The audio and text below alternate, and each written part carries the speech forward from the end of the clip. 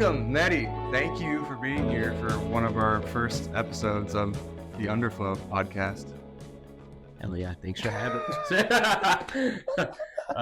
Thanks for having me. Fuck yeah, man. Fuck. Should I not swear? I just What? Dude, swear. Okay, all Right? cool. I mean, unless children are watching this. Well, I mean, sorry, children. I am a teacher of children, so then I'm like, right, they find this? The whole like weed smoking, swearing thing. I mean, your Instagram has weed in it, right? I just need to let it go. No one even talked about weed today. Yeah, that was when we were talking do's and don'ts. No, I think this is great. We're just gonna roll. So, dude, anyways. Dude, Mehdi, thanks for having me, man. Dude, thank you so much for being here. We just started this podcast called The Underflow, connected to Underflow Records. And the idea is to just kind of talk to, obviously my favorite people first, you and Cindy and other friends and artists, but anyone really who's trying to help make the world a better place and better, people through education. And that's something you've always done, and you've inspired people as long as I've known you. But what's really cool is now you're teaching and you're traveling the world. You're representing Detroit everywhere you go. Like you're now on the news. You're, potentially, going for Kresge grants. You're trying to. I didn't get it. Does anyone get it? I didn't get it. Whatever Fest has tried, we've never got it.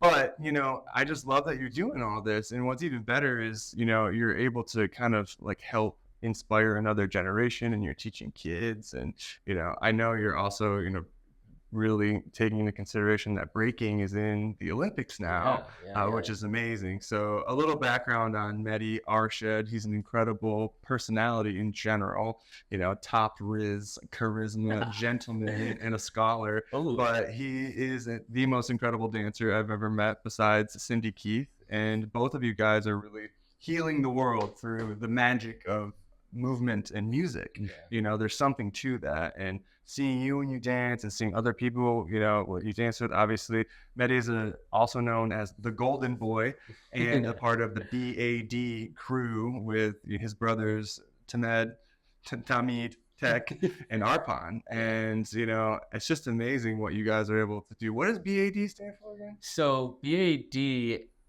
stands for Battle, Attack, Destroy. And we were founded 2011 at Wayne State. A b-boy from Southwest Detroit. He goes by b-boy Savage. His name is Randy. So Randy Savage. He actually gave us that name. He was like, "Oh, Battle Attack Destroyer. Like, let's use that acronym."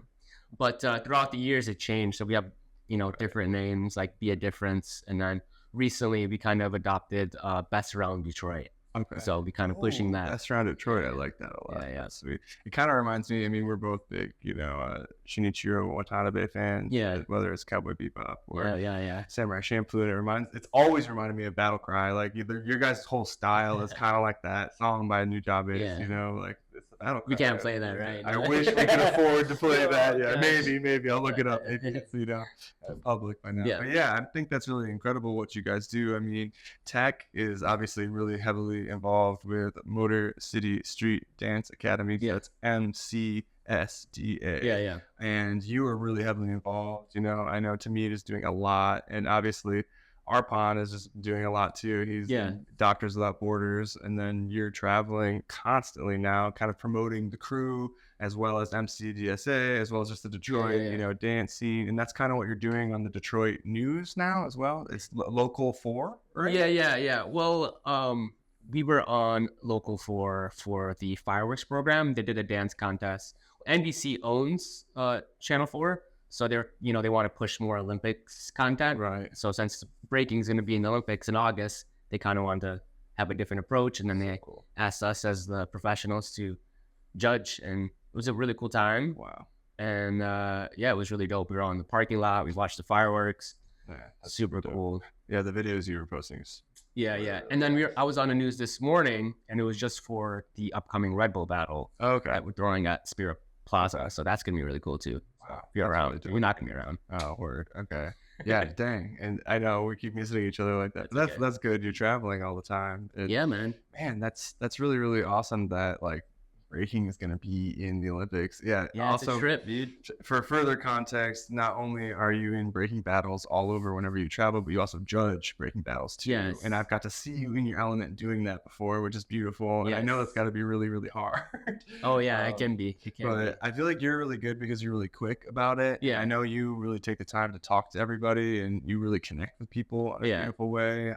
The breaking event that I went to, I think MCSDSA was hosting. MCSDA. Why is it so hard for me? Yeah, exactly. I'm sorry. No, everybody gets it wrong. Don't worry about it. Motor City Street Dance MCSDA. Academy. Say it 3 times. Ready? MCSDA, MCSDA, MCSDA, MSCDA. I'm just kidding. So the one I went to, y'all were hosting, was it Cincy? What was it? I don't know. A bunch of people from Ohio were there, but you know, I forgot what battle you came to. You came to a few, I thought. Yeah, I've gone to a couple, but I remember the recent one where I judged, like on the couch. Yeah. Oh, that was a footwork and top rock battle. Yeah. So good. So good. Yeah, I know you do a bunch in Eastern Market too. Yeah. And then you've been really like everywhere. Like, you've been in LA, you've been in New York, you've been in Europe, you were like down south somewhere recently too. Or is that just Chicago? I'm thinking about? Yeah, maybe Chicago. Yeah, I mean, I was in Kansas City, and maybe that's what I was thinking about.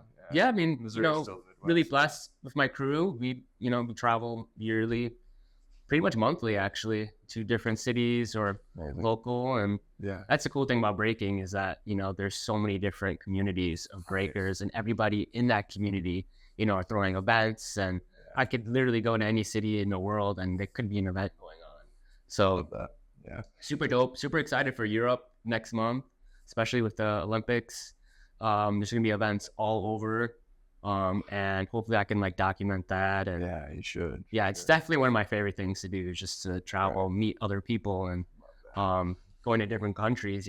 Even sometimes I've been to countries where I couldn't even speak the same language. Like we couldn't, but then we're battling in the cipher. Whoa. Yeah, so universal language. Yeah, it's universal, exactly. But sometimes you get heated with the person too, and you don't know what to say, and you're you're doing the breaking gestures and going up to their face, and they're speaking to you in a foreign language, and I'm talking back in English. Man, that's got to be tough. I mean, it was hard enough for me living in Scotland. And, sometimes I can barely understand the Scottish, and they call me all these sorts of names, swear words. As soon as they could tell I was American. Yeah. Most of the time, I got it off being Canadian. Yeah. I feel like being from Michigan, we sound Canadian. So, oh, okay. But I don't know. It's tough, man. Yeah. That's got to be really interesting when you're really in foreign place. I know we have mutual connections in Berlin. Your friend Julian, who I can't wait to meet. Someday. And obviously, Cindy's got family in Germany, so I really hope we can go there together someday. Dude, that would be sick, man. That would be really, really cool. But your Euro trip is going to consist of London and Paris, and then Slovenia, going east, and then Slovenia. After Slovenia would be, I think, Zurich, Switzerland. But I might try to go to Germany. We'll see. I haven't created my itinerary yet, and it's final form. So we'll wait. I was just in Munich back in January. I didn't get to see Berlin yet. Can't wait. But Munich was so nice, and it was incredible seafood, right on the street. Really, everyone's drinking on the street, eating amazing food, and people are super nice, and a lot of classy people, classy places in Munich. I've heard Berlin is a little more grungy, probably a little more akin to Detroit. That's how I felt with that's how I felt Manhattan versus Brooklyn. I feel like Manhattan's so clean and I agree. And then when I'm in Brooklyn, I feel like I'm home. It's more Detroit. Yeah. It's a good versus Chicago. I've never been. I haven't spent enough time in the South Side. But, overall, whenever I'm in Chicago, I'm this is so clean and huge and nice. We were on the river. We were both on the river days apart. I was watching this video today about just Chicago is one of the best cities in the U.S. Summertime, totally just undefeated, because it's Midwest. It's a really big city. It's right on Lake Michigan. It doesn't have celebrity culture, right? Unlike Miami, New York, LA. Chris Farley loved it, right? So it's just good food.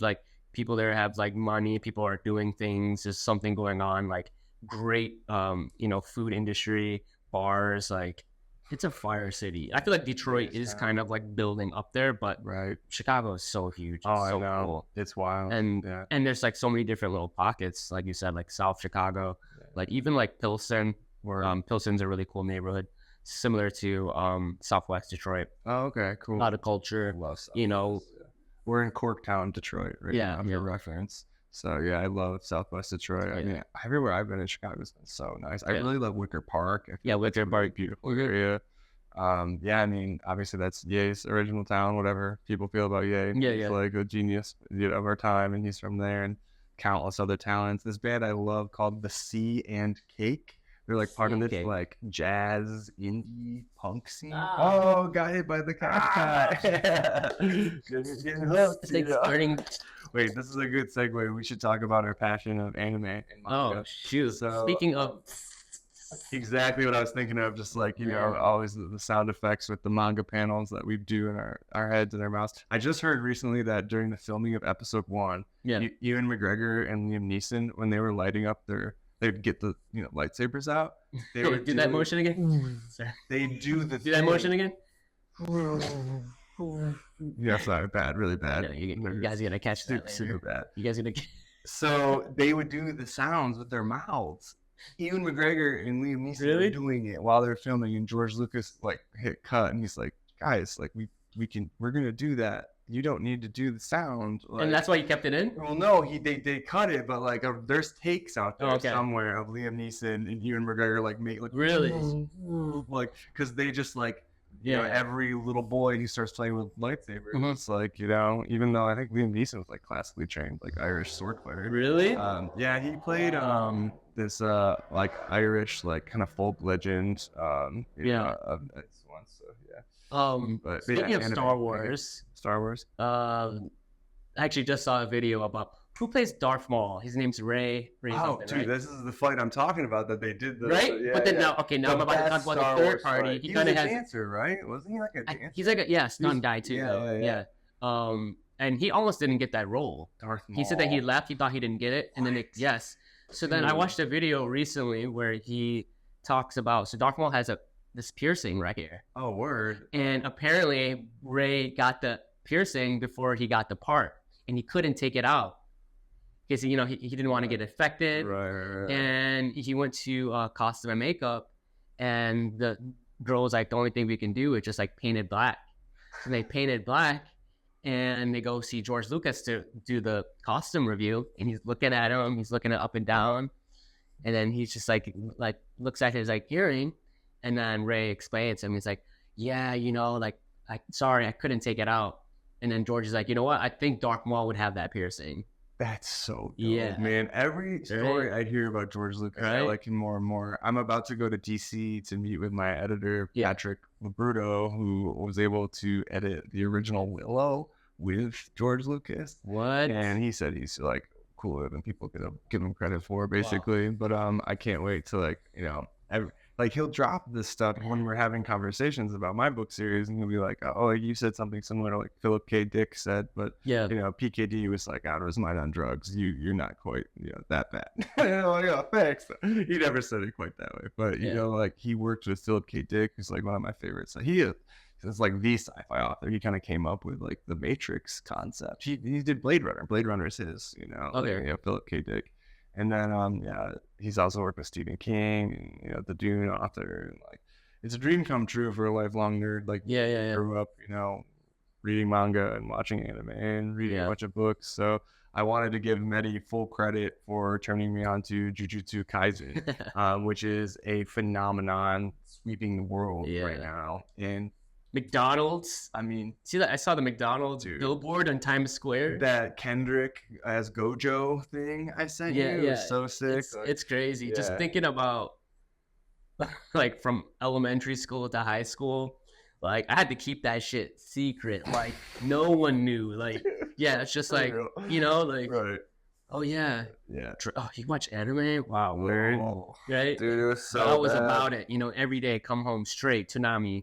Plus 3 hours. I would watch it was the best. Sailor Moon, Hamtaro, Tenchi. Was that Tenchi? It's the guy with 10 girls. Oh wait, the house, it's not. They're like aliens. It's like oh, Tenchi word. Muyo. Tenchi Oh, Muyo. there's like a lot of Yo, good- Jamie, bring it up. Yeah, yeah. We need a Jamie. Hopefully our Jamie Saki man. will be Connor Irwin. You know, Yeah. he's one of our best He's friends. also- Part of Underflow. So maybe. Also known as Saki man.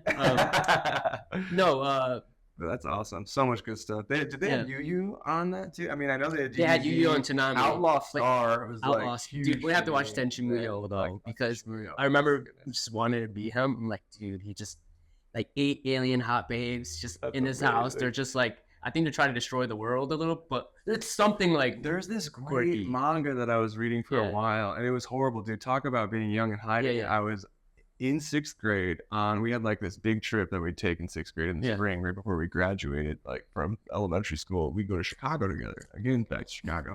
Huge trip for me, and I never will forget. On the bus, I was like listening to the first Gorillaz album, oh and shit. it was just like, and I was like driving by the like everything, you know, in the Midwest, Yeah, like yeah, the yeah. cornfields, the forests, the lakes, the sand dunes, and then like the industrial shit, What? and then the city, and like listening to this Gorillaz record on repeat, and it was like, this is what Damon Albarn is singing about. And I was also reading a whole bunch of manga at the time, and I was starting to get Shonen Jump to my Yeah. house, so I got the beginning of Naruto and One Piece. Really? I have it in a box. My mom, God rest her soul, Yeah. saved my Shonen Jump, so I have like the What? first 2 years of like the beginning of Naruto and One Piece. Really? And Toriyama did another one for a minute. I forget. It was like Desert People. It was really interesting. It was like post-apocalyptic or something. It was really interesting. That was in there too. Well, But, not Underflow. That's before. No, Yeah, something else. Yeah, it was like a desert. Like there was like almost like if like Red Ribbon won. Yeah, it was like then some like demons came back to fight Yeah. them and they were like good or something. It was interesting. What was your But- first manga that you read?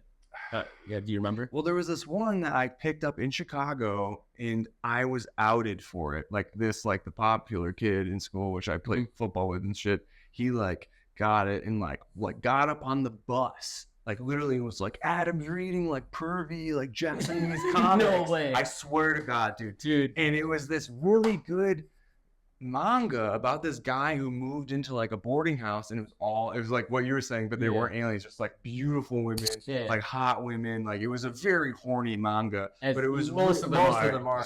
but it was also really well written, and like Yeah. there was some of it that was absolutely ridiculous, but it was also kind of sad. Like I'm realizing now that my mom died, like everything's a dead mom story. Like literally fucking everything's a dead mom story. I swear, it's crazy. And I think that one might be too.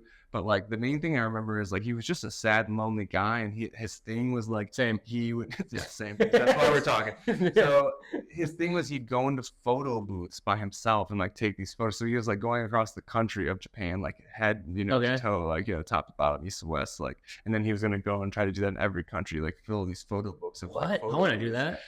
But then he like starts living in this boarding house and Yeah. starts realizing like he does need relationships, and like he could have a relationship with any one of these girls who like he's living with essentially. It's really, really interesting. And being a young man reading it was really informative, as out of whack and Yeah. overly horny and like, Yeah. ridiculous and sometimes sexist. That horrible shit is, but we try to avoid that shit, obviously. But as a young man being outed for that, like you said, like we had to hide that shit. Obviously, like DBZ was the huge intro. Like, Yeah. I think I was just curiosity. It was like when you see it, you're like, oh, I've seen this, know. Yeah. But then like you're like, well, what is this? Yeah. And then like I started in the Frieza saga, and it was so slow, but I was like, what is happening? Yeah. And then like watching Goku go Super Saiyan. Thundercat has something about like when Toriyama died, he was like, I cried when Goku went Super Saiyan on Namek. Like Damn. Toriyama was like a father to me or something. It's like he was like a father to so many people. So I Yeah. think it's really important to like, pay respects to those who influence us. What about you? What was some of your first manga? I think it was Gundam Wing Endless Waltz. Fire. I think it was I in have that on VHS. Fourth grade. Was it fourth grade or fifth grade? It was fifth grade. That's and deep Miles shit. Texan gave it to me. Peace, Miles. I used to know. watch Gundam Wing with my best friend David Reeves, who joined the military, and his brothers Eric and Patrick. Gundam Wing was gone, Gundam but it Wing might be Inuyasha though, because I remember going to the library and like tons of Inuyasha manga and reading it. So Inuyasha's either the before or best. after. But yeah, speaking of pervy manga, I remember like 7th grade, 8th grade. You're like a kid. All of a sudden I'm looking up like Sakura on Oh my god, from Naruto? The spirit girl was okay. I'm like, Tsunade. I feel like right away, oh my god, Tsunade is ridiculous. And she was Hokage, so it's respectful, you know. But beyond that, I feel like right away when I was watching Inuyasha, I loved Inuyasha young too, and Cowboy Bebop. And Faye Valentine in Cowboy Bebop and Kagome in Inuyasha, pretty much the main two females. The way they're like over-sexualized, like right away, I was like, this is insane. Like, no woman would wear what Faye Valentine wears. And like, obviously, like the whole Japanese school with Kagome, you know, people do. To the girls who do wear that shit, you know, power to you. But like, obviously, I never want women to feel like, you know, trodden upon by these like tropes or whatever. But I think we've come to a point in history where everyone's like really embracing it. Like you were saying, it's like you go to Comic-Con or something. It's like, you know, it's like girls are like, you know, I mean, I've seen like, I don't know if it's like Sexy Red or Megan Thee Stallion. Yeah, Megan Thee Stallion's like a big like huge. Like she has like 5 songs in my anime. Dude, that's and she like cosplays all the time. That's like super fucking sick, it's definitely, it's so interesting, especially in the Black community. It's just like, it's become its own like sub thing, right? Like the Black anime kid. Like it's kind of funny. Like if you think about like RDC World and all that, and so like now it's like hip, and it's like almost becoming synonymous with like hip hop. Like I said, like Megan Thee Stallion. You know, people drop in like anime lines like all the time. I mean, even going back to Channel Orange and you know, Pink Matter with Majin Buu. How's it go? Pink Matter. Majin Buu. I can't ever sound like Frank. But, soft pink matter. Andre's verse on that too. So that makes me going and having withdrawals.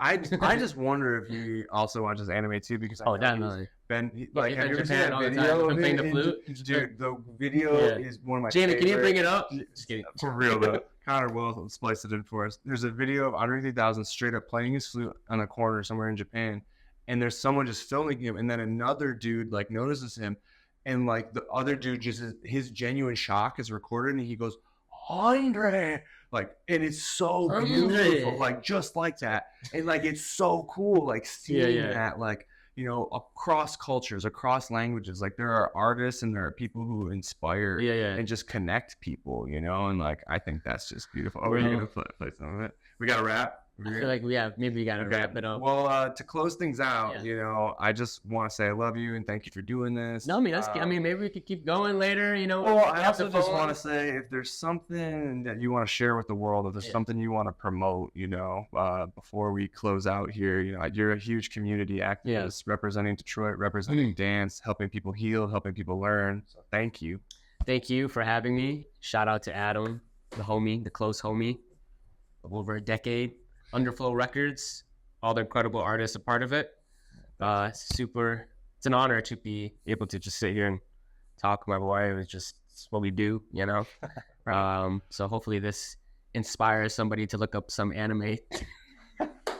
Or some breaking documentaries. There's all types of new breaking documentaries. One weird thing I wanted to ask you about, because it's not weird, but just, you know, for me, it might seem out of left field to ask, but Cindy was watching this incredible breaking documentary. Cindy Keith, who is studying DMT, dance movement therapy. She was watching this incredible breaking documentary and then a crumping documentary. We were talking about the clown aspect of crumping because we were talking about Not Like Us and the Kendrick versus Drake phenomenon. Could you just explain that real quick and like educate some people about crumping and like how clowning is involved? Because I feel like it's becoming even more prevalent in culture and people are getting really confused to seeing, like, because it's totally separate from something like ICP, like trashy shit. So I'm not too familiar with the dance style clowning. I believe it also originated from Cali. I may be wrong, but I know it's a type of dance styles where people would dress up like clowns and fast movements on a chest pops, and crumping kind of originated from that. But crumping I guess there's multiple people who founded it, but one of the main founders, Tie Dyes, he says that crumping stands for Kingdom Radical Uplifting Praise. So it is kind of like almost like a spiritual, faithful dance. Some people like now says it's not really. They say it's just a dance, but that's how he says. That's what the origin of it is, and that's what a lot of people do it for. To get closer to God. So it's very spiritual, in touch dance. You're using the ground a lot. Right. It's, a lot of different emotions, you know, anger. I mean, there's touching involved. It's really fascinating dance style. And even like the structure of it. Like there's different family groups. Like you can have your name, but there can also be like, let's say, you know, Quells. It'd be like Kid Quells or like Queen Quells or like Twin Quells, and then you have your whole family and stuff like that, and then you battle, and you rep. It's a pretty interesting dance style. I've when I actually started off dancing, that was one of the first styles I learned, or I tried to learn. I wasn't great at it, and then I recently taken a class. But yeah, very fascinating dance style. Actually, a lot of the street styles are very interesting. Locking, its history, house dance. When did you start? How old were you when you started dancing? I would say 15. Okay. 15, yeah. Right, because you and Sean were making videos, and I need to see this video of Sean doing the Napoleon Dynamite. We need to pull that. Jamie, pull that up. Yeah, Connor, we will pull that up. But yeah, 15, and then you said that was some of the first stuff you started working on. Yeah, I was popping, and I was crumping, and then I was kind of doing my own weird style, like waving. Excuse me. Waving, okay. Which is kind of like it's in the umbrella of popping. And then when I turned like 18, 19, I started breaking. And then I would say like 20, I really started to take it seriously. But I was also doing like hip hop choreography, and I was like traveling for that, going to like Chicago for classes. So it's been very humbling the past 15 years. And, you know, it took me a while to get good, or, you know, sometimes I feel like I'm not good. I always feel like a student. And I think that's an important mindset to have. Well said. But it took a long time. So if you're out there and, you know, you want to learn how to dance, just really enjoy it. Really enjoy the music. Become one with the music. Because, I mean, you can get technical stuff, but, you know, that takes time, and it takes time to be good. But at the same time, dance is just about enjoying the music, and that's the first thing that should be in mind. So, and confidence, too, if you're a meeting. I would say dance is just 80% confidence. You'll be surprised, you know. Yeah. You learn 15% foundation, and then the rest you just fake it till you make it. That take you a long way. Isn't that so much of life, man? Absolutely, man. Like whether it's careers or relationships, or, you know, like obviously as a musician, I've dealt with self-confidence issues since I was young. Yeah. Like getting up on stage is really hard, and I've talked to everybody, every demographic, men, women, children, and like it's hard getting on stage. It's hard putting yourself in the spotlight. Yeah. I first met you were dancing. Yeah. Again. So this is the discrepancy, right? Because I thought we met through Sean. Yeah. But you and maybe Sean are saying I met you first. Yes, bro. Sean wasn't even a student. Oh my God. Over 10 years ago. But I had class with both of you guys. Yeah, later, like a year later. God, man, it was a crazy. Because Sean, couple years. Sean was 2012. 2011. End of 2011, I believe. No, 2012, I think. Okay. I met you 2011. I'm pretty sure. Like, didn't I look at those photos for 2000? Yeah. Oh, it was 2012. Yeah, I mean, we were hanging out. I moved into that apartment in 2011, so that would make sense. Yeah, because we were all there for like a couple years, like hanging out. Yeah, so. Sean wasn't hanging out that much. It was just you and me. So then we had the class. Ohio? Yeah, Shady. Yeah, or Hayes. Or great professor. Yeah, awesome. Yeah, we'll insert his real name. Yeah. Sorry, bro. We met at Wayne State University. You know, we were studying young scholars. And man, that feels like a lifetime. Yeah, it was. It was. You know, but I'm so grateful that we've been friends this whole time. And you starred in the Backflips video for Shady Grove. Yeah, we shot that a year into the pandemic. Was that okay? So I was trying to think of that. Like the pandemic was going. Yeah, it was a year in. Okay, so I had just moved back from Scotland. Yes. Okay. It's so weird piecing together our the past 4 years is just a blur. Yeah, for sure. And we gotta wrap it up, guys. Yeah, we are wrapping up. Thank you so much, Mehdi. I love you, brother. Appreciate you being here for the Underflow. Take care of yourself. And peace.